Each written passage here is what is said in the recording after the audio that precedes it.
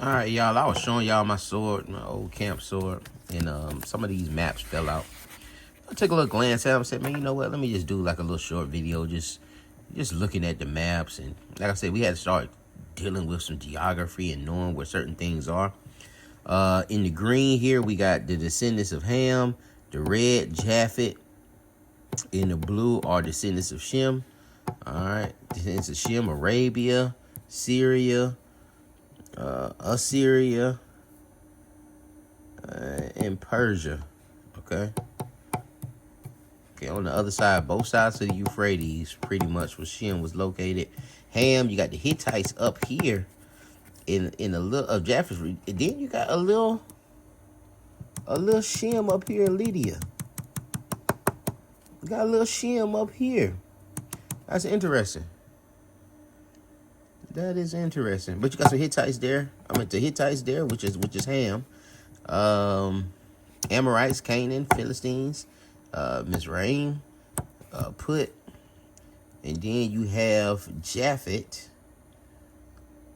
All right, then you have Japhet. All right, the Greeks, Javan, Gomer. All right, Targumon, Ashkenaz, Madai, or Midas. What does that say? The Medes. So yeah. See, and this why you gonna have that beef. All right. Well, they end up coming together, but yeah, the Persian Medes, being next to each other. But you have to, like I say, you need to get familiar with it. I got to get more familiar with it myself. But you know, it's good if you have swords to have maps in it and other information. If you don't have a good Bible, man, go get you a good Bible. Go invest in a good, knowledgeable Bible that gives you some good information that may have a little concordance in it, may have a little lexicon in it, may have a little dictionary in it. It may have maps and routes. This is the Holy Land in modern times. The Holy Land in modern times. Okay. We don't need that. That ain't what we looking for.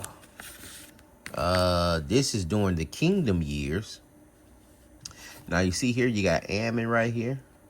You got Syria. You got Edom down here. Edom is south of Judah now. Edom is south of Judah. You got Moab there. All right, and this is during, you know, when we had the kingdom. When we had the kingdom. What Israel was looking like. But this was really interesting. We're gonna talk about that city there. But now you see here, you got Samaria. All right, Idumea, Judah. Where's Moab? Where's Ammon?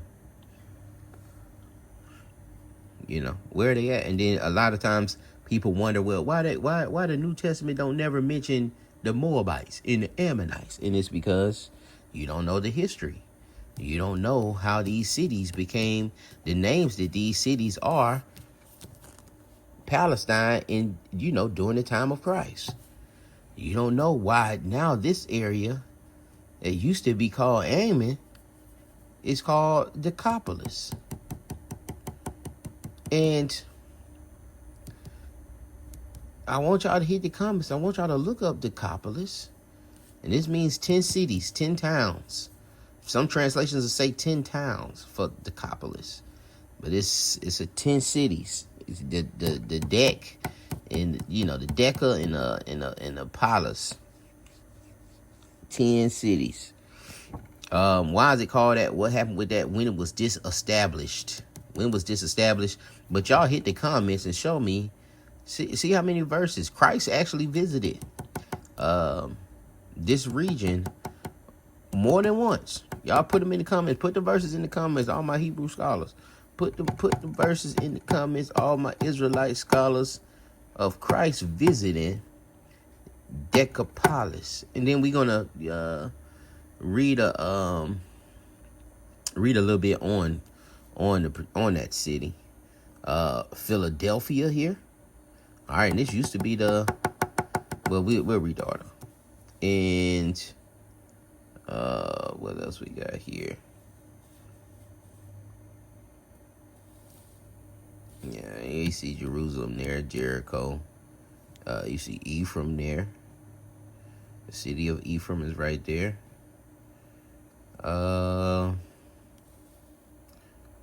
Caesarea. Remember I was telling y'all this stuff is on this border. All of these border cities. Look at that. Caesarea, Ptolemais. You know, this named after Ptolemy. This named after Ptolemy. And this named after Caesarea. All of these cities. Tyre. Well, you know Tyre's Tyre. But they probably still have control of it, but still left them on the name. But a lot of these bordering cities, even Joppa had been heavily influenced because it was a port city. But yeah, it's a reason that these cities now are named, after Greeks. All right, it's a reason for that. Let me go ahead and look. Well, let me see if we got anything else on these maps that we can glean from. Hold on.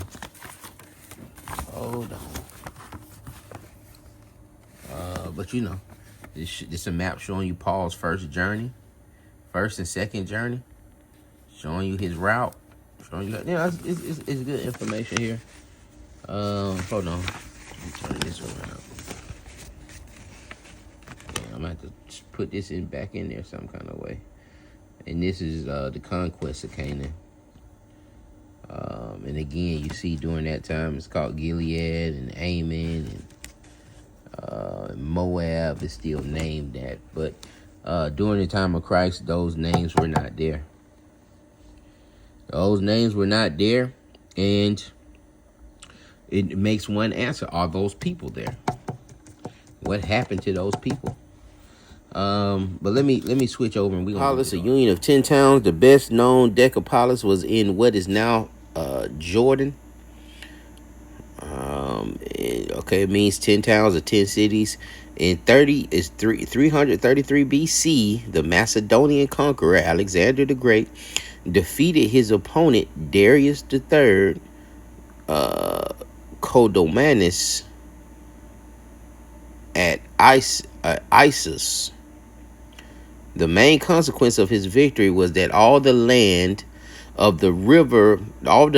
west of the river Euphrates, already part of a gradually intensifying trade network surrounding the Eastern Mediterranean, become increasingly exposed to Greek civilization. However, Hellenism could also meet with resistance. The Macedonian revolt in Judea is the best known example. Although it did not prevent the rise of two Hellenistic dynasties, the Hasmoneans and the Herodians. Who are the Herodians? The Hasmoneans and the Herodians. Okay, the Maccabean revolt in Judea is the best known example. Although it could not prevent the rise of two Hellenistic dynasties, the Hasmoneans and the Herodians. The Nabatean Arabs, who lived in the south of modern Jordan, where was that? Where were the Nabateans from? They lived south of the Jordan. Where would that be located? Who are the Nabateans? I'll give you a hint. They deal a little bit with Petra, who lived in the south of modern Georgia, were more efficient. In 312 BCE, they managed to survive 2 attacks by Greek armies. And in 64 through 62 BC, when the Roman general Pompey the Great reorganized the Near East, they managed to stay outside the Roman system. Recognized as allies, they retained some independence.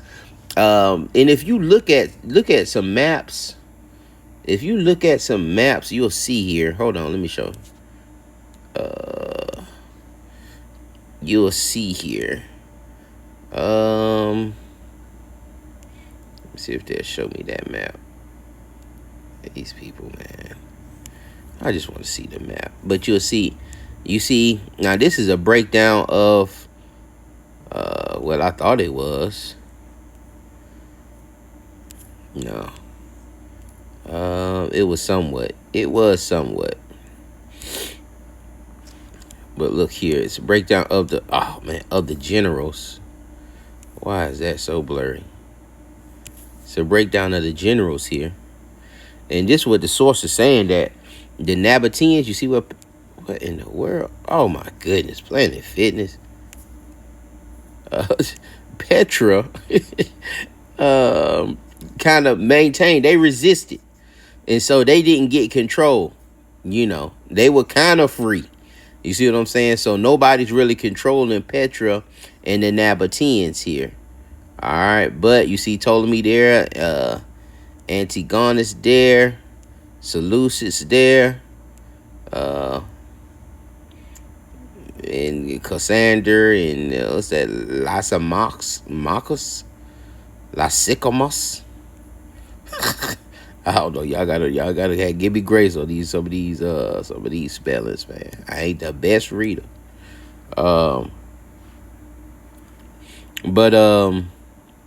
Yeah, Petra end up maintaining a kind of independence. So they were better than the Hasmoneans. They were better. They had a better resistance than the Jews. The Jews, even with our resistance, we still end up having Hasmonean dynasty, and end up having a Herodian dynasty, which both of those dynasties were kind of influenced by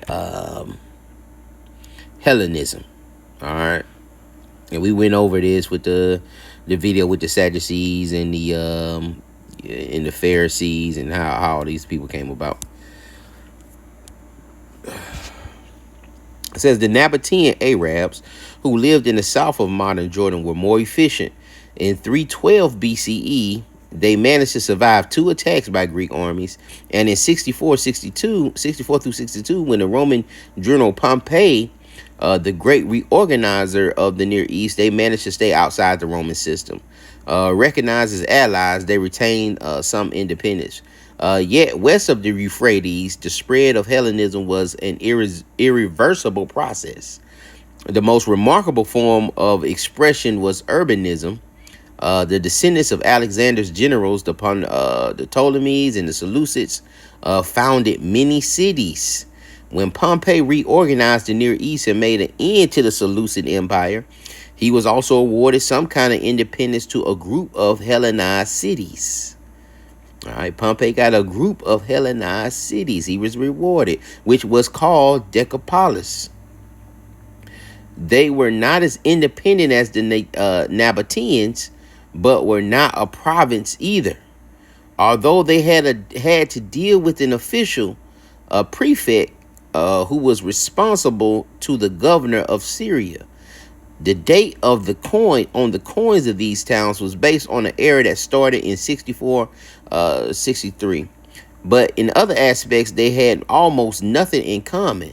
The Decapolis appeared not to have been a league of cities with institutions of its own. Urban autonomy was left intact, and the non-demanding nature of its membership can also be deduced from the fact that the number of members varied. Writing in 75 CE, Pliny the Elder offers a list of precisely 10 member cities. He visited the land during the Jewish revolt in 66-70 AD, so he knows what he's talking about. Whoever wrote this. Next to Judea is Decapolis, which is so named after the number of its cities. All right, right next to Judea. Right next to Judea, you had Decapolis. But all authorities agree about the names. But not all authorities agree about their names. Most writers, however, agree that Damascus is one of the 10. This town is on the banks of the river Frasoros, which is eagerly used to irrigate its meadows. The cities of Philadelphia, and we were talking about Philadelphia, and Raphana are in the direction of Arabia. Synthepolis was the father Liber Dionysus used to call Nysa after he had buried his nurse on this place. Owes its present name from the Scythian colony that was once established there, Gadara, on the banks of the river of Hieromix, Hippo, Dion, Pella, rich with its waters, and finally Galasa and Kanatha. All right. And you can see the picture there. This is Gerasa. You see the road. You see it's a Greek city. Galasa is better known as Gerasa. Other cities that have been reckoned among Decapolis are Abala, Capitolius. Writing a century later, Ptolemy names no less than 18 cities. Most of these cities were new foundations. Others were ancient towns with new names. All right. Others were ancient towns with new names. For example, the capital of the Ammonites was renamed Philadelphia. And although there were many new monuments, it retained older characteristics. Yet, whatever their origins, the cities shared an important sentimental tie. They were Greek towns, not Jewish or Nabatean. Okay, these were Greek towns. They were not Jewish and they were not Nabatean. Nabateans are like Arabs. All right, they're like Arabs, but again, they invaded Petra. We'll get into that history. Y'all willing, we'll do a lesson this year, sometime this year on that history. We got so much to go. I don't know how brothers be running out of content. Like, it's so much information that we can go through, man, that we have to go through, that I have to study. But anyway, the Greekness was shown with elaborate foundation myths, like Synthepolis claimed to have been founded by Dionysus. This Greekness, on the other hand, did not exclude the possibility of religious syncretism. Okay? Did not exclude the possibility of religious synchronism. For instance, Yohevah could be renamed Dionysus or Zeus. Yohevah, Yahweh, Jehovah.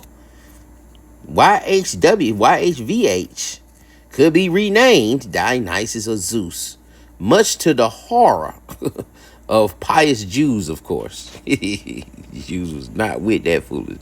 But if there had been any political influence, any political significance to the loose confederation, it was finally abandoned in 106 CE, when the Roman Emperor Trajan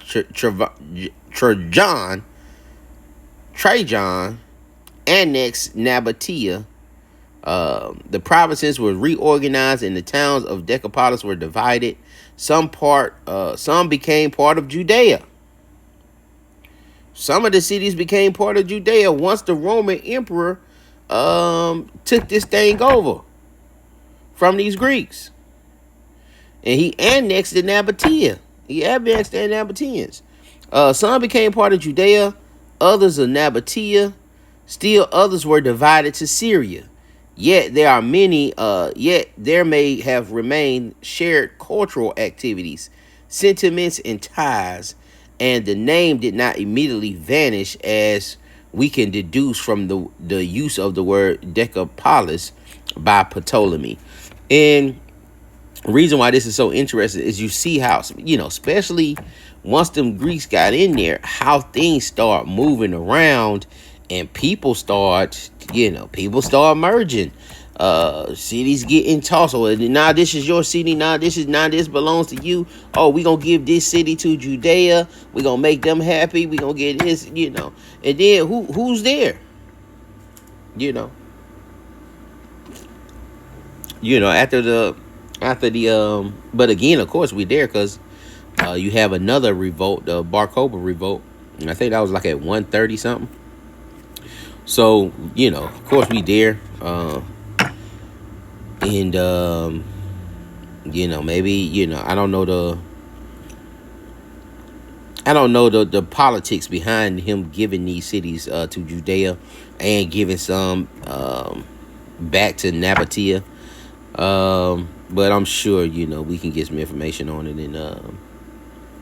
and I could speculate that was probably just trying to make everybody a little happy, to, rub everybody's head a little bit. Pause. Yet there may have remained shared cultural activities, sentiments, and ties. That's one of the parts that I was just talking about, is that you just got to understand this history, man. Some of these people, cultures are merging, cultures are being tossed around, and it's easier to merge it once everybody's you starting to get a lingua franca, and everybody's starting to operate under under a few different banners. You know what I'm saying? It's only